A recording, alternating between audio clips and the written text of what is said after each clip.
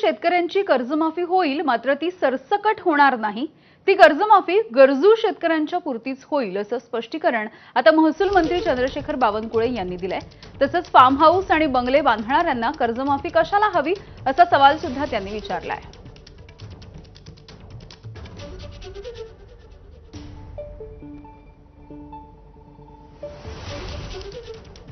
माननीय देवेंद्र फडणवीसजींनी तर आता परवा जी विधिमंडळामध्ये घोषणा केली की महाराष्ट्रातल्या अशा शेतकऱ्यांचं कर्जमाफ झालं पाहिजे ज्या शेतकऱ्याला खऱ्या कर्जमाफीची गरज आहे। आणि म्हणून ती कर्जमाफी कशी असावी? एखादा व्यक्ती घरी त्या ठिकाणी शेतामध्ये बंगलो बांधतो, त्या ठिकाणी फार्म हाऊस बांधतो, तो कर्ज उचलतो, त्याला कशाला शेतकऱ्याची कर्जमाफी पाहिजे? ज्या गरीब माणसाच्या घरात काहीच पिकत नाही, ज्यांनी कर्ज उचललं आहे, तो आत्महत्येकडे निघालेला आहे, अशा व्यक्तीचं सर्वेक्षण करून कर्जमाफी केली पाहिजे। याकरताही आपण पुढे काम करण्याचा प्रयत्न करतो आहे।